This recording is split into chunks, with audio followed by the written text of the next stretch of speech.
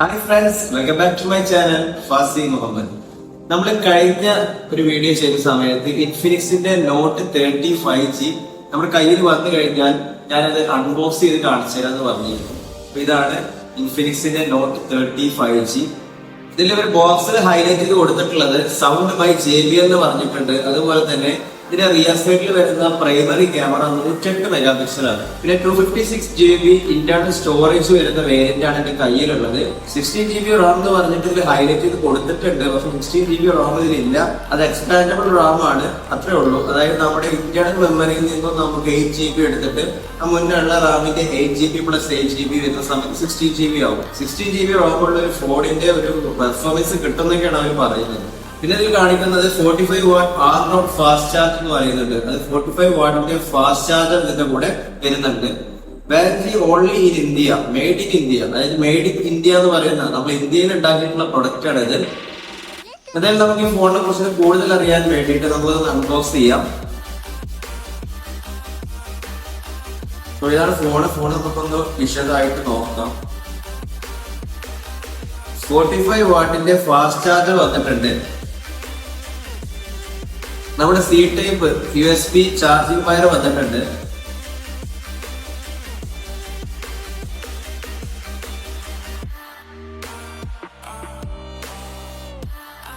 നല്ല hard case അവര് തന്നിട്ടുണ്ട്. നല്ല ഹാർഡ് ആയിട്ടുള്ള ഹാർഡ് കേസ് ആണ്. ഇതിൽ സൗണ്ട് ബൈ JBL എഴുതിയിട്ടുണ്ട്. ഒരു ഗ്ലാസിന്റെ സ്ക്രീൻ ഗാർഡ് നൽകിയിട്ടുണ്ട്. അത്യാവശ്യം ഒരു ഫോൺ വാങ്ങിയാൽ നമുക്ക് കിട്ടേണ്ട എല്ലാ സൈസും ഇവർ തന്നെ നമുക്ക് നൽകിയിട്ടുണ്ട്. എന്തായാലും ഫോണിനെ കുറിച്ചിട്ട് നമുക്കൊന്ന് വിശദമായിട്ട് നോക്കാം. എന്തായാലും ഫോണിന്റെ ബാക്ക് സൈഡ് കാണാൻ നല്ല ഭംഗിയുണ്ട്. അതുപോലെ തന്നെ ഒരു പ്രീമിയം ക്വാളിറ്റി നൽകുന്ന ഒരു സൈഡാണ്. ഒരു ബോക്സി ഡിസൈൻ വെച്ചിട്ടാണ് ഫോൺ വന്നിട്ടുള്ളത്. ആ ഒരു ബോക്സി ഡിസൈൻ എന്ന് പറയുമ്പോൾ തന്നെ അതിന്റെ ആ സൈഡിൽ വരുന്ന ആ ഒരു മെറ്റീരിയൽ മെറ്റാലിക് മെറ്റീരിയലാണ് യൂസ് ചെയ്തിട്ടുള്ളത്. നല്ല ഫിനിഷ് ഉണ്ട്. സൈഡിൽ നോക്കുന്ന സമയത്ത് ഒരു ഫ്ലാഗ്ഷിപ്പ് ലെവൽ ഫോണൊക്കെ നോക്കുന്ന പോലെ തന്നെ നല്ല ഭംഗിയുണ്ട് ഫോണ്. വെയിറ്റ് ചെയ്യാൻ തോന്നുന്നില്ല. വെയിറ്റ്ലെസ് ആയിട്ടുള്ള ഫോൺ തന്നെയാണ്. ഇൻഫിനിക്സ് 5G എന്ന് പറഞ്ഞ ബാക്കിൽ ബാറ്ററി നൽകിയിട്ടുണ്ട്. ഇതിന്റെ ബാക്ക് സൈഡിലുള്ള ഈ 108 മെഗാ പിക്സലിന്റെ ക്യാമറ അതിന്റെ ക്വാളിറ്റി നോക്കിയാൽ മതി. ബാക്കിയുള്ള 2 ക്യാമറ പേരിന് വെച്ചു എന്നുള്ള തരത്തിലാണ്. എന്നാലും 3 ക്യാമറ ഉള്ള ഒരു ക്യാമറ സെറ്റപ്പാണ് ഫോൺ നൽകിയിട്ടുള്ളത്. ക്യാമറയുടെ സൈസ് എന്ന് പറയുകയാണെന്നുണ്ടെങ്കിൽ അത്യാവശ്യത്തിലധികം വലിയ സൈസ് തന്നെ ക്യാമറക്ക് വരുന്നുണ്ട്. ഇതിന് ഫോണൊന്ന് ബൂട്ട് ചെയ്യുന്നുണ്ട് ഞാൻ. ഫോണിന്റെ ഇനീഷ്യൽ സെറ്റപ്പ് ഒക്കെ ചെയ്ത് കഴിഞ്ഞിട്ടുണ്ട്. നല്ല ഡിസ്പ്ലേ ക്വാളിറ്റി എനിക്ക് ഫീൽ ചെയ്തിട്ടുണ്ട്. അതുപോലെ തന്നെ 6.7 ഇഞ്ചിന്റെ ഫുൾ HD LTPS ഡിസ്പ്ലേ ആണ് ഫോൺ നൽകിയിട്ടുള്ളത്. ഈ LTPS ഡിസ്പ്ലേ എന്ന് പറയുന്ന സമയത്ത് നമ്മുടെ AMOLED ഡിസ്പ്ലേന്റെ അത്ര ക്വാളിറ്റി ഇല്ലെങ്കിലും IPS LCD ഡിസ്പ്ലേനേക്കാളും ക്വാളിറ്റി കിട്ടുന്നുണ്ട്. അപ്പൊ അത്യാവശ്യം നല്ല ഒരു ഔട്ട്പുട്ട് തന്നെ ഫോൺ നൽകുന്നുണ്ട്. ഇതില് 120 ഹെർട്സിന്റെ റിഫ്രഷ് റേറ്റ് നൽകിയിട്ടുണ്ട്. ഫോണിന്റെ മറ്റൊരു ക്വാളിറ്റി പറയുകയാണെന്നുണ്ടെങ്കിൽ മുകളിൽ സൗണ്ട് ബൈ JBL നൽകിയിട്ടുണ്ട്. JBL എന്ന് പറഞ്ഞു കഴിഞ്ഞാൽ ആരുടെ കമ്പനിയാണെന്നുള്ളത് നിങ്ങൾക്ക് അറിയാമെന്ന് വിചാരിക്കുന്നു. നമ്മുടെ സാംസങ് ടോൺ ചെയ്തിട്ടുള്ള ഒരു സ്പീക്കറാണ് മുകളിൽ കൊടുത്തിട്ടുള്ളത്. താഴ്ഭാഗത്തും സ്പീക്കർ ഉണ്ട്. അതായത് നമ്മുടെ സ്റ്റീരിയോ സ്പീക്കർ ആണ് ഈ ഫോണിൽ വന്നിട്ടുള്ളത്. ഓഡിയോ ജാക്ക് ഇന്ന് ഫോണുകളിൽ കൂടുതൽ കാണാതെ വരുന്ന ഒരു ഫീച്ചറായി മാറിയിട്ടുണ്ട് നമ്മുടെ ഓഡിയോ ജാക്ക്. ഓഡിയോ ജാക്ക് കൂടെ നൽകിയിട്ടുണ്ട്. Microphone, C type charging port, side mounted finger print sensor ആണ് നൽകിയിട്ടുള്ളത്. വോളിയം കംപ്രസ് വരുന്നുണ്ട്. നമ്മുടെ സിം, ഇത്രയും കാര്യങ്ങളാണ് ഈ ഫോണിനെ കുറിച്ചിട്ട് ഫിസിക്കലി പറയാനുള്ളത്. ഫോണിന് 2 വേരിയന്റ് ആണ് വരുന്നത്. 128 GB ഇന്റേണൽ മെമ്മറിയും 6 GB റാം വരുന്ന ഒരു വേരിയന്റ് വരുന്നുണ്ട്. അതുപോലെ തന്നെ 8 GB റാമും 256 GB ഇന്റേണൽ മെമ്മറി വരുന്ന ഒരു വേരിയന്റും വരുന്നുണ്ട്. ബ്ലോട്ട് വയേഴ്സ് വരുന്നുണ്ടോ എന്നുള്ളതാണ് അടുത്ത ഒരു സംശയം. സാധാരണ ഇൻഫിനിക്സ് ഫോണിൽ വരുന്ന പോലെ ബ്ലോട്ട് വയേഴ്സും കാര്യങ്ങളും ഇതിലുണ്ട്. എന്നാൽ അത്ര ഇല്ലെന്ന് പറയാം. WPS office, Vishal player, X club അങ്ങനെയുള്ള കുറച്ചൊക്കെ ബ്ലോട്ട് വയേഴ്സ് ഇൻഫിനിക്സിൻ്റെ ഭാഗത്തു നിന്നുണ്ട്. അതൊക്കെ നമുക്ക് ഡിസേബിൾ ചെയ്ത് വെക്കാനുള്ള ഓപ്ഷൻസ് ഈ ഫോണിലുണ്ട്. പിന്നെ കുറച്ചൊക്കെ നമുക്ക് അൺഇൻസ്റ്റാൾ ചെയ്ത് കളയാനും പറ്റുന്നുണ്ട്. അങ്ങനെ നമുക്ക് ഇതിനെ ഡിസേബിൾ ചെയ്തിട്ടും അൺഇൻസ്റ്റാൾ ചെയ്തിട്ടും നല്ലൊരു ക്ലീൻ UI ആക്കിയിട്ട് എടുക്കാൻ പറ്റുന്നതാണ്. എന്തായാലും ഓവറോൾ ഫോണിൻ്റെ ആ ഒരു അപ്പിയറൻസും കാര്യങ്ങളൊക്കെ കാണുമ്പോൾ ഒരു ഫ്ലാഗ്ഷിപ്പ് ലെവലിലുള്ള ഫോണിൻ്റെ ഒരു പ്രീമിയം ക്വാളിറ്റി തന്നെ നമുക്ക് ഫീൽ ചെയ്യുന്നുണ്ട്.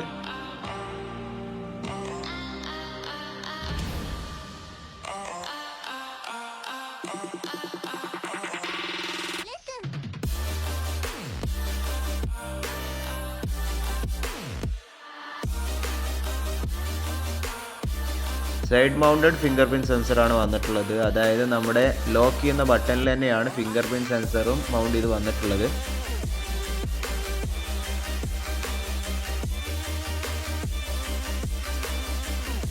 ഈ ഫോണിൽ ട്രിപ്പിൾ കാർഡ് സെറ്റപ്പ് ആണ് വന്നിട്ടുള്ളത്. അതായത് നമുക്ക് അറ്റ് എ ടൈമിൽ 2 സിം കാർഡ് യൂസ് ചെയ്യാം. അതിൻ്റെ ഒപ്പം തന്നെ നമുക്കൊരു മെമ്മറി കാർഡും യൂസ് ചെയ്യാവുന്നതാണ്. 240 ഹെർട്സിൻ്റെ ടച്ച് സാമ്പിളിംഗ് റേറ്റ് ആണ് ഈ ഫോണിന് നൽകിയിട്ടുള്ളത്. ഈ ഫോണിൻ്റെ ബ്രൈറ്റ്നസ്സിനെ കുറിച്ച് പറയുകയാണെന്നുണ്ടെങ്കിൽ 580 നിറ്റ്സിൻ്റെ ബ്രൈറ്റ്നസ് ആണ് നൽകിയിട്ടുള്ളത്. ബ്രൈറ്റ്നസ് കുറവാണെന്ന് ചോദിച്ചു കഴിഞ്ഞാൽ ഞാൻ യൂസ് ചെയ്ത സമയത്ത് എനിക്ക് ഔട്ട്സൈഡ് വിസിബിലിറ്റിയിൽ ഒന്നും ബ്രൈറ്റ്നസ്സിൻ്റെ കുറവൊന്നും ഫീൽ ചെയ്തിട്ടില്ല. നല്ല ബ്രൈറ്റ്നസ് ഉള്ള പോലെ തന്നെയാണ് എനിക്ക് ഫീൽ ചെയ്തിട്ടുള്ളത്. ഇൻഫിനിക്സിൻ്റെ സ്വന്തം UI ആയിട്ടുള്ള XOS ആണ് ഇതിൽ UI ആയിട്ട് വരുന്നത്. അതും വേർഷൻ XOS 13 ആണ് ഇതിൽ കൊടുത്തിട്ടുള്ളത്. ഈ ഫോണിന് മികച്ച പെർഫോമൻസ് നൽകാനായി ഇതിൽ വരുന്ന പ്രോസസ്സർ മീഡിയടെക്കിൻ്റെ ഡയമൻസിറ്റി 6080 5G പ്രോസസ്സറാണ്. എൻ്റെ കയ്യിൽ ഈ ഫോൺ വന്നിട്ട് കുറച്ച് ദിവസങ്ങളായി. അപ്പോൾ ഈ പ്രോസസ്സർ വെച്ചിട്ട് അത്രമാത്രം പെർഫോമൻസ് ഉണ്ടോയെന്ന് ചോദിച്ചു കഴിഞ്ഞാൽ കുഴപ്പമില്ലാത്ത ഒരു പെർഫോമൻസ് ഈ ഫോൺ നമുക്ക് കാഴ്ചവെക്കുന്നുണ്ട്. എന്നാൽ ചില ഭാഗങ്ങളിൽ ചില സമയങ്ങളിൽ നമുക്ക് ചെറിയ ബഗ്ഗും കാര്യങ്ങളും ഫീൽ ചെയ്യുന്നുണ്ട്. എന്നാലും ഓവറോൾ നല്ലൊരു ഫോണായിട്ട് തന്നെയാണ് എനിക്ക് ഫീൽ ചെയ്തിട്ടുള്ളത്.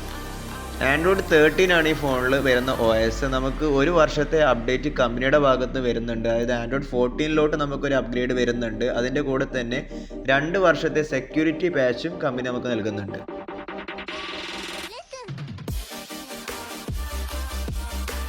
ഈ ഫോണിൽ ബാറ്ററി സംബന്ധമായിട്ട് നല്ല കുറച്ച് ഫീച്ചേഴ്സ് ഉണ്ട്. അത് ഞാൻ പറയാം. സെറ്റിങ്സിൽ കയറി കഴിഞ്ഞാൽ പവർ മാരത്തോൺ എന്ന് പറഞ്ഞിട്ടൊരു ഓപ്ഷൻ ഉണ്ട്. അതിനുള്ളിൽ കയറി കഴിഞ്ഞാൽ ബാറ്ററി സെറ്റിങ്സ് ഉണ്ട്. ബാറ്ററി സെറ്റിങ്സിൻ്റെ ഉള്ളിൽ കയറി കഴിഞ്ഞാൽ AI സ്മാർട്ട് ചാർജ് എന്നുള്ള ഓപ്ഷൻ ഓൺ ആക്കിയിടുക. നമ്മൾ ഏറ്റവും കൂടുതൽ നമ്മുടെ ഫോൺ ചാർജിങ്ങിൽ കണക്ട് ചെയ്ത് വെക്കാറ് രാത്രി കാലങ്ങളിലാണ്. അങ്ങനെ നമ്മൾ കടന്നുറങ്ങിയതിന് ശേഷം രാവിലെ എണീക്കുന്ന സമയത്തായി ഊരിയെടുക്കുകയും ചെയ്യും. അപ്പോൾ ഓവർഫ്ലോ ആയിട്ട് ചാർജ് ആയിട്ടുണ്ടാവും. 100% നമ്മൾ ഓഫാക്കിയില്ല. നമ്മളെ ബാറ്ററിയുടെ ഏജിങ് കൂടി വരും, ബാറ്ററി പോകും. അപ്പോൾ അങ്ങനത്തെ സമയത്താണ് ഈ ഫീച്ചർ നമുക്ക് ഉപകാരപ്രദമാകുന്നത്. അതായത് നമ്മൾ രാത്രി കാലങ്ങളിൽ ചാർജർ കണക്ട് ചെയ്തിട്ട് 80% ചാർജ് ആവുന്ന സമയത്ത് നമ്മളെ ഫോൺ ഓട്ടോമാറ്റിക്കായിട്ട് കട്ട് ഓഫ് ആവും. പിന്നീട് ബാക്കി 20% ചാർജ് ആവുന്നത് രാവിലെ എണീച്ചതിന് ശേഷമായിരിക്കും. അടുത്ത ഫീച്ചർ ബൈപ്പാസ് ചാർജിങ് ആണ്. അതായത് ഗെയിം കളിക്കുന്നവർക്കൊക്കെയാണ് ഇത് കൂടുതലായിട്ട് ഉപകാരപ്പെടുക, അല്ലെങ്കിൽ ഓവറായിട്ട് ഫോൺ യൂസ് ചെയ്യുന്നവർക്ക്. അതായത് ചാർജിങ്ങിൽ ഇട്ടിട്ട് ഫോൺ യൂസ് ചെയ്യുകയാണെന്നുണ്ടെങ്കിൽ നമ്മൾ സാധാരണ ഫോണിൻ്റെ ബാറ്ററി ഏജിങ് കൂടും. നമ്മളെ ഫോണിൻ്റെ ബാറ്ററി പൊട്ടിത്തെറിച്ച കേസസ് വരെ നമ്മൾ ഒരുപാട് റിപ്പോർട്ട് ചെയ്തത് കേട്ടിട്ടുണ്ട്. അപ്പോൾ ആ കേസിലാണ് നമുക്കിത് ഉപകാരപ്രദമായി വരുന്നത്. അതായത് ഫോൺ ചാർജിങ്ങിൽ കണക്ട് ചെയ്യുന്ന സമയത്ത് നമ്മൾ ഈ ബൈപ്പാസ് ചാർജിങ് ഓണാക്കി ഇടുകയാണെന്നുണ്ടെങ്കിൽ അതിൽ നമുക്ക് സെറ്റ് ചെയ്ത് വെക്കാൻ പറ്റും. ഒരു 50% താഴെ നമുക്ക് സെറ്റ് ചെയ്ത് വെക്കുകയാണെന്നുണ്ടെങ്കിൽ 50% വരെ അത് ഫോൺ ചാർജ് ആവും. അതിനുശേഷം ബൈപ്പാസ് ചാർജിങ്ങിലോട്ട് മാറും. പിന്നീട് ഇലക്ട്രിസിറ്റി ചെല്ലുന്നത് ഡയറക്റ്റ് മദർ ബോർഡിലോട്ടായിരിക്കും, അല്ലാതെ ഫോണിൻ്റെ ബാറ്ററിയിലോട്ടല്ല. അവിടെ ചാർജിങ് നടക്കുന്നില്ല. നമ്മുടെ ലാപ്ടോപ്പൊക്കെ നമ്മൾ ചാർജിങ്ങിൽ ഇട്ടിട്ട് യൂസ് ചെയ്യില്ലേ, അതുപോലെ തന്നെ ഡയറക്റ്റ് ബോർഡിലോട്ടായിരിക്കും ഇലക്ട്രിസിറ്റി ചെല്ലുക. ഫോണിൻ്റെ ബാറ്ററി ചാർജ് ആവുന്നില്ല. അപ്പോൾ പ്രോബ്ലംസ്, ബാറ്ററി സംബന്ധമായിട്ടുള്ള പ്രോബ്ലംസ് ഒരുപാട് കുറഞ്ഞു കിട്ടാനുള്ള സാധ്യത ഉണ്ട്.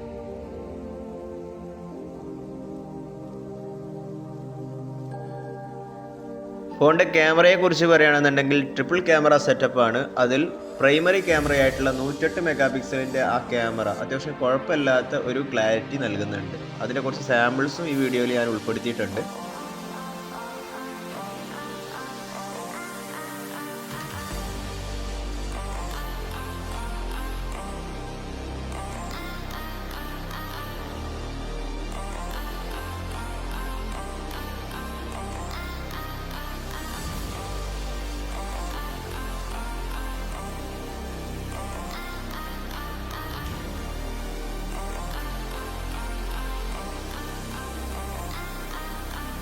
എങ്ങനെയുണ്ട് ഈ വീഡിയോ? ഈ ഫോണിന്റെ ബാക്ക് ക്യാമറ യൂസ് ചെയ്തിട്ടുള്ള വീഡിയോ ആണ് നിങ്ങളിപ്പോൾ കണ്ടുകൊണ്ടിരിക്കുന്നത്. അതായത് ഈ ഫോണിന്റെ 108 മെഗാ പിക്സലിന്റെ ആ കിഡിലൻ ക്യാമറ യൂസ് ചെയ്തിട്ടുള്ള വീഡിയോ ആണ് നിങ്ങളിപ്പോൾ കണ്ടുകൊണ്ടിരിക്കുന്നത്. നമുക്കിതിൽ മാക്സിമം റെസൊല്യൂഷൻ ആയിട്ടുള്ള 2K 30 FPS വരെ നമുക്ക് വീഡിയോ റെക്കോർഡ് ചെയ്യാൻ പറ്റുന്നതാണ്. പിന്നെ നമുക്ക് 1080pയിലും HD-യിലും ഒക്കെ വീഡിയോസ് റെക്കോർഡ് ചെയ്യാം. ഫോണിന്റെ മറ്റ് ക്യാമറ മോഡ്സ് ഏതൊക്കെയെന്ന് വെച്ച് കഴിഞ്ഞാൽ ആർട്ടിഫിഷ്യൽ ഇന്റലിജൻസ് എന്ന് പറഞ്ഞിട്ട് AI ക്യാമറ വരുന്നുണ്ട്.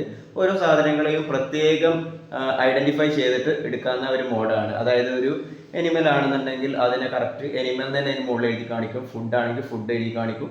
എന്നിട്ട് അതിൽ ഫോക്കസ് ചെയ്തിട്ട് നല്ല ക്വാളിറ്റി ഫോട്ടോസ് നമുക്ക് ഔട്ട്പുട്ടായിട്ട് തരുന്ന ഒരു മോഡാണ് AI മോഡ്. പിന്നെ വരുന്നത് പോർട്രേറ്റ് മോഡ്. നമ്മുടെ ഐഫോണിലൊക്കെ കണ്ടുവരുന്ന അതിനെ കോപ്പി അടിച്ചിട്ട് വന്നതാണ് തോന്നുന്നുണ്ട്. പോർട്രേറ്റ് മോഡ് ഉണ്ട്. പിന്നെ വന്നിട്ടുള്ളത് ഫിലിം മോഡ് എന്ന് പറഞ്ഞിട്ട് നമുക്ക് വീഡിയോ റെക്കോർഡിംഗ് ഒക്കെ ചെയ്യുന്ന സമയത്ത് ഫിലിം മോഡ് വന്നിട്ടുണ്ട്. അങ്ങനെ ഒരുപാട് ഫീച്ചേഴ്സ് ഈ ക്യാമറയിൽ വന്നിട്ടുണ്ട്. അപ്പോൾ ഇതിൻ്റെ ഓഡിയോ ഔട്ട്പുട്ടും അതുപോലെ തന്നെ വീഡിയോ ഔട്ട്പുട്ടും എത്രമാത്രം ക്വാളിറ്റി ഉണ്ട് എന്നുള്ളത് നിങ്ങൾ കമൻറ്റിൽ അറിയിക്കുക. എങ്ങനെയുണ്ട് ഈ വീഡിയോ?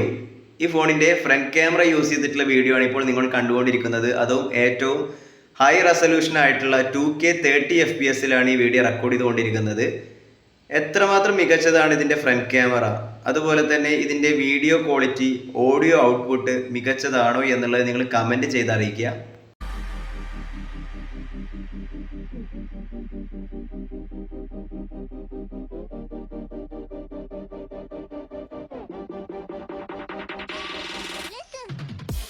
താഴെ ഓഡിയോ ജാക്ക് വരുന്നുണ്ട്, നമ്മുടെ സി ടൈപ്പ് ചാർജിങ്ങിൻ്റെ സ്ലോട്ട് വരുന്നുണ്ട്, പിന്നെ സ്പീക്കേഴ്സ് നൽകിയിട്ടുണ്ട്. സ്പീക്കേഴ്സ് സ്റ്റീരിയോ സ്പീക്കേഴ്സ് ആണ് ഈ ഫോണിന് വരുന്നത്. മുകളിൽ സൗണ്ട് ബൈ JBL എന്ന് പറഞ്ഞിട്ടുള്ള ബാഡ്ജിങ് വരുന്നുണ്ട്. ഫോണിൻ്റെ സൗണ്ടിനെ കുറിച്ച് പറയുകയാണെന്നുണ്ടെങ്കിൽ അത്യാവശ്യം കുഴപ്പമില്ലാത്ത ഒരു ക്ലാരിറ്റി തന്നെ നമുക്ക് ഫീൽ ചെയ്യുന്നുണ്ട്.